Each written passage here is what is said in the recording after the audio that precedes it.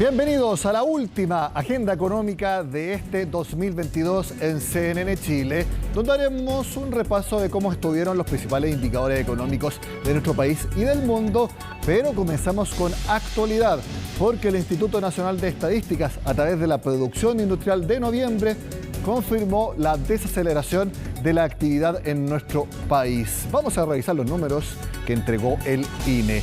Porque la producción industrial cayó bastante en noviembre, anualizado 5% de baja respecto a noviembre de 2021. Ninguna sorpresa, como dijimos, solo confirmaciones. Manufacturas, muy fuerte caída, 7,8%. Minería, que ha estado muy volátil en los últimos meses, 3,2% de baja. La producción eléctrica de agua y gas apenas subiendo 0,3%. Y dejamos al final la actividad del comercio. La ponemos en asterisco porque no es parte del índice de producción industrial, pero igual le informa el Instituto Nacional de Estadísticas y es muy importante para la actividad económica, que es lo que muestra baja anual de 9,3%. Con todos estos números, es un dato confirmado que el martes 3 de enero, el Banco Central va a informar una baja anual del IMASEC y así lo proyectan todos en el mercado. Veamos, por ejemplo, al economista jefe de Scotia, Jorge Zelaibe, que siempre ocupa su cuenta de Twitter para entregar sus proyecciones y comentarios. En noviembre, según él, se confirma el escenario bastante negro. Comercio, esto es solamente minorista, 15,2% de caída anual. Nosotros le mostramos el índice general, por eso es distinto. Supermercados, muy fuerte la baja, 17,4%. Y ya le mostrábamos manufactura y minería. ¿Qué es lo que él proyecta? Una caída anual del IMASEC de noviembre de 3%. Y es una baja que es bastante consonante con lo que proyecta el resto del mercado, que pasamos a revisar inmediatamente. El primer informe es de Copeuch, que lo mostramos acá en imagen. La vamos a proyectar inmediatamente. Los datos sectoriales evidencian que el proceso de ajuste que experimenta la economía continúa a toda marcha, no algo como un aterrizaje suave, concepto que se ha utilizado mucho últimamente. No, aquí hablan de a toda marcha. Ellos proyectan que el IMASEC de noviembre, que conoceremos el martes, caída anual de 2%. Y por primera vez desde febrero del año 2021, los servicios se suman a los sectores con incidencias negativas. ¿Cómo cerraría 2022? Con un crecimiento de solo 2,5%. Eso dicen en Copeuch. En Clapes UC tienen un análisis similar. Los indicadores dan señales de una nueva contracción de la actividad económica que dará origen a cifras negativas, tanto anuales como desestacionalizadas para noviembre. Ellos ajustan sus proyecciones que en noviembre la caída anual sería de 3,4%, mientras que la encuesta de expectativas económicas había dicho hace algunos días una baja de 2% solamente, es decir, empeoran las proyecciones para la actividad que hubo en noviembre. Ellos esperan entonces que el año cierre con un avance de apenas 2,4%. El año muestra un avance en el PIB, pero en la última parte, caídas anuales, que es lo que estamos viendo ahora. Pasamos a revisar lo que proyectan en Security. Se continúa reflejando una moderación de la actividad económica, con vientos en contra tanto locales como externos. Por su parte, creen que el IMASEC de noviembre tendrá una caída de 2,5% anual, y esta es la más importante, le hemos dicho, desestacionalizada, es decir, noviembre respecto a octubre, fuerte baja de 1,6%. Esa medición desestacionalizada había dado sorpresa en los últimos meses, con crecimiento. Bueno, ya no más, proyecta que va a haber una fuerte caída entonces de 1,6%, y también creen que la actividad de 2022 cerraría con un crecimiento de 2,5%, y ellos creen que 2023, que parte en apenas 2 días más, tendrá una baja de 1%. Bueno, así está cerrando 2022. Vemos algunas de las proyecciones que tiene el mercado para 2023, con una baja del PIB en general de 1%, 1,5%. De hecho, la minería debe ser la única actividad económica que espera crecer más o menos de forma importante en 2023. El resto, todas las actividades concuerdan en que habrá bajas durante la próxima temporada. Veamos el resumen de Francisca Bahamontes. Este no ha sido un año fácil para los distintos sectores productivos del país y el 2023 no se ve muy distinto. Así lo demuestran las perspectivas económicas que cada gremio compartió para el año que viene, en los que 4 de 7 tienen estimaciones negativas. La SOFOFA proyecta que la producción de manufacturas podría caer 1% o no tener variación. La fuerte caída en la inversión es una de las razones. Principalmente tenemos presiones de costos que van a persistir. Tenemos una demanda tanto interna como fondo del sector externo que también en fondo sigue bastante debilitada. Tenemos condiciones financieras más estrechas, con tasas de interés elevadas y principalmente una caída en la inversión que responde obviamente a la incertidumbre que todavía está presente en el país, tanto económica como política. Sin duda el gremio de la construcción ha sido uno de los más golpeados del último tiempo. El alza en el precio de los materiales ha provocado la paralización de algunas obras y otros factores han generado incluso la quiebra de algunas empresas. Y para el próximo año se ve el panorama no se ve mucho mejor porque de hecho tenemos contracciones en la demanda, tanto en la demanda por vivienda, uno pensaría en el mercado más bien inmobiliario, como también contracciones en la demanda por infraestructura. No hay grandes proyectos de inversión en lo que tiene que ver con minería, con energía, en los proyectos de inversión privados que mueven 2/3 de la inversión total del país. A esto se suma el alza de las tasas de dividendos hipotecarios, la incertidumbre político-regulatoria y lo que el rubro define como burocracia estatal. Hay muchos temas que son más bien de largo aliento, digamos. Hablábamos ahora, por ejemplo, de los temas de no solamente de la burocracia y la permisología, sino que también que esos permisos, una vez que uno los obtiene, efectivamente estén a firme, digamos, que efectivamente uno diga, bueno, ok, yo ya tengo mi permiso, ahora puedo construir y que no venga una administración posterior y diga, bueno, la verdad es que ahora yo lo reinterpreto de una manera distinta. Desde la Asociación de Bancos destacan que su índice de solvencia es alto y que eso les permitirá afrontar el duro 2023, debido a que estiman que las colocaciones caerán entre 4,7 y 1,8% en ese periodo. A septiembre de este año, el sector acumulaba ganancias por más de 4.500 millones de dólares. Proyectamos una contracción del crédito. Esto no es ninguna sorpresa, está en línea con la contracción que vamos a ver en la actividad económica para el 2023. En la medida que las tasas vayan suavizándose, naturalmente la actividad se vaya recomponiendo. Sobre todo las expectativas de actividad, uno esperaría que el crédito también se dinamizara hacia adelante. El sector agrícola es uno de los que proyecta movimientos positivos, aunque serían casi nulos. Desde la SNA proyectan un crecimiento estimado para este rubro del 0,4%, el que se vería afectado principalmente por los bajos precios que alcanzaría la fruta, también la competencia de los países vecinos, la inseguridad rural y por último la falta de certeza política y legislativa. Por otra parte, desde el turismo también auguran una mejor temporada y es que cualquier signo de recuperación es importante para la industria, una de las que resultó más golpeadas por la pandemia y que aún está más bien lejos de sobreponerse del todo. El sector turismo debería estar alrededor entre el 0 y 1% como aporte al PIB en definitiva. Necesitamos hoy día que comencemos una fuerte campaña de promoción internacional. Chile, por salir muy tardía con la baja de las barreras de entrada por la pandemia, prácticamente estuvo ausente en el circuito internacional turístico. El 2022 la producción minera será menor por distintos factores y desde la Sonami proyectan que el próximo año habrá un crecimiento en torno al 6 y el 7% en su actividad económica.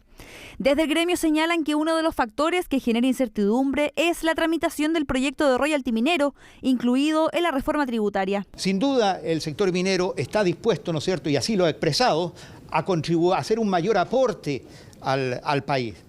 Pero lo importante es que no perdamos competitividad respecto de otros países. Las tasas efectivas, ¿no es cierto?, o la carga tributaria del país con este proyecto de ley sería superior a lo de los países competidores, lo cual, ¿no es cierto?, naturalmente le va a restar competitividad al país. Otro de los gremios que dio a conocer sus estimaciones es el comercio, sector que sufriría una contracción cercana al 3%, lo que dependería, entre otras cosas, del comportamiento de la inflación y de las tasas de interés. Lo que seguramente vamos a ver es un primer semestre de contracciones y un segundo semestre en su primera parte con leves, moderados crecimientos y ya para terminar el año con una actividad bastante más dinámica. Hay que recordar que el Banco Central proyecta una contracción de la economía entre 0,5 y 1,5% para el próximo año, mientras que el Fondo Monetario Internacional señala que Chile será el único país de la región en tener una caída,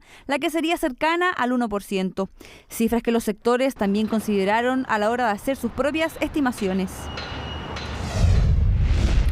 Vamos a ver los dos actores principales que hemos analizado durante todo 2022, la inflación y la tasa de interés. Partimos por la trayectoria que ha tenido la inflación durante 2022 y que vemos acá. Este es el índice acumulado del IPC y es el anualizado, es decir, acumulado de los últimos 12 meses.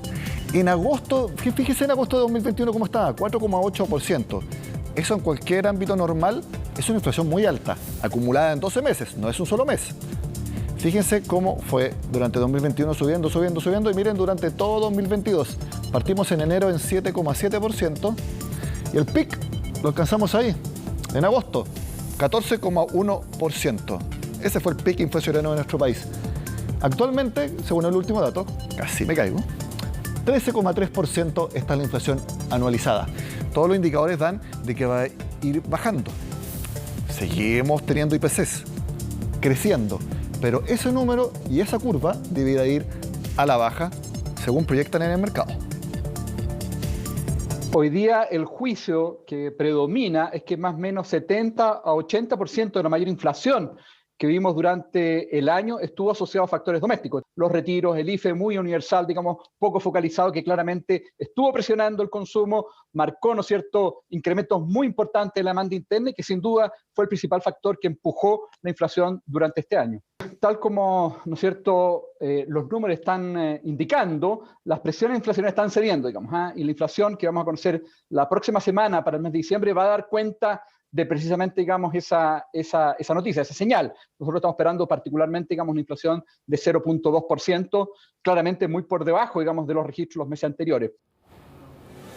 Vamos a revisar ahora la trayectoria de la tasa de interés. Si se fijan, la curva es prácticamente la misma que la inflación acumulada. Igual de empinada. Así funciona la política monetaria, para tratar de estabilizar los precios. Si suben mucho los precios, tiene que subir la tasa de interés para así desincentivar el consumo y bajen los precios. Así de simple. Partimos del año en cuánto? 5,5%. Recordamos que en julio de 2021 fue cuando empezó a subir la tasa de interés. En enero, 5,5%, de una sola vez a 7% en la reunión de marzo, subió a 8,25% en mayo, subimos hasta el pic que se alcanzó en octubre, 11,25%. Y recordemos que en diciembre se mantuvo 11,25%. Seguirá así hasta que el Banco Central esté convencido de que la otra curva que era similar, la de inflación acumulada, tiene que ir cediendo. Cuando el Banco Central esté convencido, esta misma curva también va a ir bajando. La pregunta es, ¿cuándo? También lo analizamos en la agenda económica esta semana. Un elemento clave tiene que ver que hoy día el mercado está muy alineado con el Banco Central. Durante buena parte del 2022 hubo lo que se denomina un desanclaje, es decir, el mercado no estaba mirando de la misma manera el ajuste en la economía, en la inflación, y por lo tanto había una mirada respecto a la inflación que no iba a llegar a 3%, y por lo tanto eso hacía más exigente la política monetaria y de hecho obliga a que la tasa llegue a niveles más altos para ir convenciendo al mercado de que efectivamente el Banco Central va a ir cumpliendo su objetivo. Hoy día hay un alineamiento, hoy día hay una mirada compartida respecto a lo que va a pasar en actividad, respecto a cómo la inflación se va a ir reduciendo durante el 2023. Nosotros estamos proyectando que abril-mayo efectivamente el Banco Central tendría espacio para bajar la tasa de política. Ahora, no hay que perder de vista que el hecho de que comience a bajar la tasa no quita que va a seguir siendo contractiva. El ajuste monetario en Chile recién va a concluir hacia el 2024. Podría comenzar en abril-mayo, pero todavía hay que tener paciencia.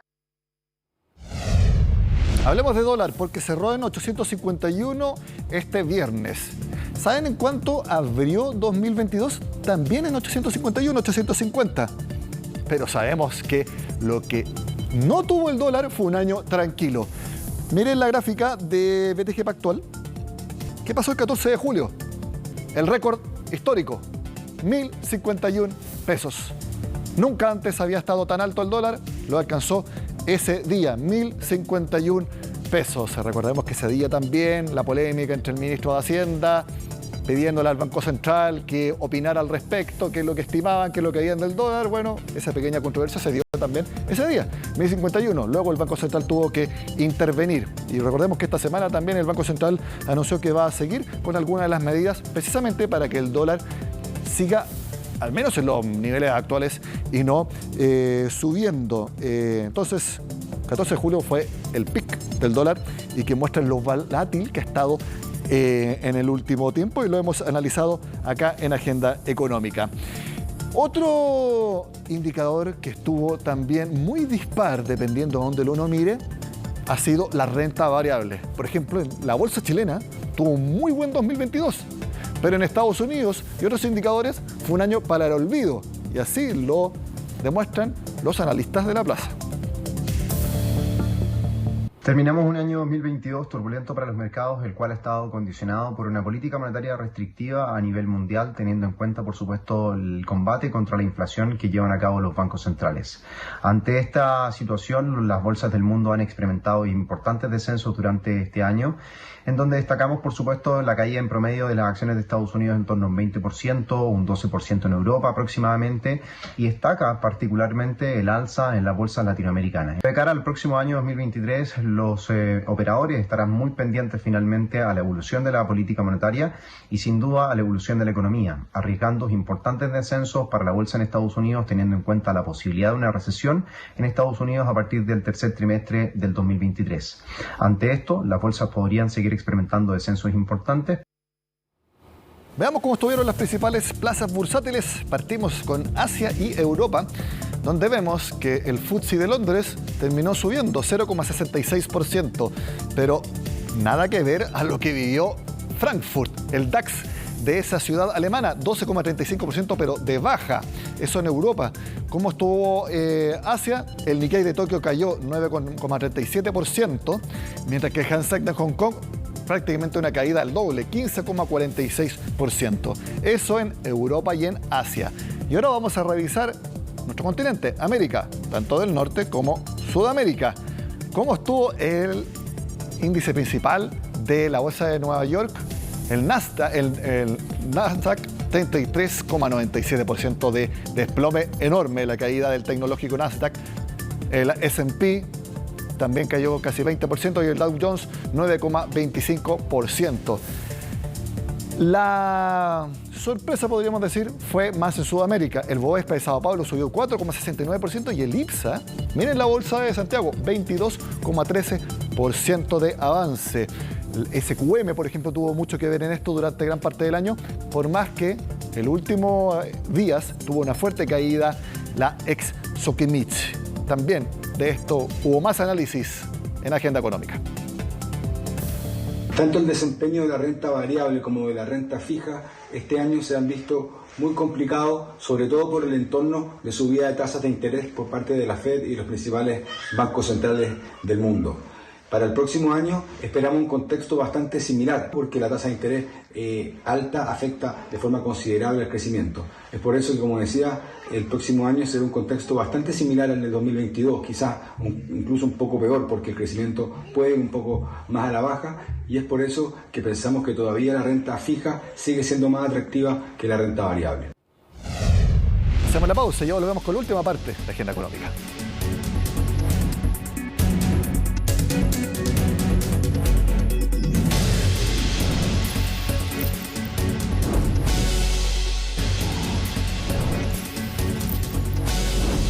El último tema que vamos a desarrollar este 2022 en Agenda Económica tiene que ver con propósito. ¿Y por qué lo digo? Porque hay muchas empresas que cambian su estructura societaria por un propósito que ellos califican como de mayor responsabilidad. Algo que está permeando en muchas empresas, tal como lo cuenta la siguiente nota. En septiembre pasado, la marca Patagonia hizo noticia a nivel mundial luego de traspasar la propiedad de la empresa a una organización que combate la crisis ambiental y a un fideicomiso para mantener los valores de la compañía. Su fundador señaló que vender la empresa y donar las ganancias o cotizar en la bolsa no parecían buenas formas de garantizar que la compañía continuara con su objetivo inicial, su rol en la preservación del medio ambiente. Es un orgullo desde cómo una empresa o cómo un grupo de personas respeta y honra los valores desde hace 50 años y no porque exista un cambio de era los vas a dejar de respetar. Así como Patagonia, son diversas las empresas que han repensado su modelo de negocio, ver el lucro como un medio y no como un fin, ya que lo más importante es proteger su propósito, algo que se conoce como propiedad responsable. En Chile efectivamente este es un concepto nuevo. Nos falta incluso lograr que personas construyan o diseñen sus empresas de una manera distinta de la búsqueda exclusiva de la rentabilidad y eventualmente, peor aún, rentabilidad en el corto plazo. Lo que queremos es que esa persona pueda proyectar eso, preservarlo en el tiempo, y que cuando esa persona desaparezca del escenario u otros socios intervengan, la intervención de nuevas personas no afecte ese propósito. La empresa Signus, que ofrece servicio de reposición en supermercados, ha trabajado hace más de un año en una iniciativa llamada Reposición de Valor, que aplica este concepto. El propósito que nosotros estamos teniendo eso es cómo convertimos eso, hacemos algo más equitativo, cómo tenemos una empresa donde las personas que estén trabajando ganen el doble de lo que es tradicional en el mercado, que tengan una participación distinta como personas que están desarrollando los procesos en la empresa, y eso obviamente lleva a procesos mucho más efectivos. El modelo no solo busca generar rentabilidad, sino que también cambia las dinámicas y relaciones de los trabajadores. Cuando me plantearon el proyecto fue como difícil de creer al principio, algo colaborativo, algo que va a ser de todo. Los equipos tienen la capacidad de ellos mismos tomar decisiones. Creo que eso es potente, porque ahí es cuando uno de verdad le toma la diferencia con la forma de trabajar que es la tradicional. Antes uno trabajaba en base a lo que, no sé, algo remunerado y listo, pero ahora yo al menos tengo el por qué me quiero levantar a trabajar, tengo esa energía, esas ganas, trabajar con todos a la vez así, es bonito, es armonioso. Esta manera de operar requiere de una serie de ajustes y regulaciones. La Fundación Purpose, de origen alemán, llegó a Chile el año 2018 y ofrece asesoría a las empresas que quieran implementarla. Ponemos a disposición la experiencia internacional, ponemos a disposición fórmulas de levantar capital consistentes con el propósito, formas de gobernar en el largo plazo, dividiendo los derechos económicos, garantizando rentabilidades razonables, pero también búsqueda de un objetivo trascendente, distinto de la mera maximización de las utilidades. No queremos seguir ahí aportando un modelo que en realidad lo que hace es crear más bien malestar en la sociedad. Se le está dando propiedad a las personas que trabajan en la empresa. Ellos son dueños del 40% de la propiedad. Y eso significa armar un modelo jurídico. Esos modelos jurídicos hoy día no existen, y ahí estamos tratando de trabajar. Una institución que también ha cobrado relevancia en medio del desarrollo de este concepto es la banca ética. Separan la rentabilidad económica del banco que obtienen legítimamente los inversionistas de el liderazgo y la dirección del banco, de tal manera de garantizar que el banco mantiene su propósito de financiar esta economía de impacto positivo, siendo rentable a los inversionistas, pero con el propósito en el centro y la rentabilidad como una consecuencia de un propósito bien hecho. Late y Boardpack son otros ejemplos chilenos de empresas que han adoptado este modelo. Si bien lo que ofrecen es distinto, comparten un objetivo en común: defender su propósito por encima de las utilidades. De esta forma terminamos la agenda económica de este año. Por supuesto que nos vemos en 2023. Sigan con nosotros acá en CNN Chile.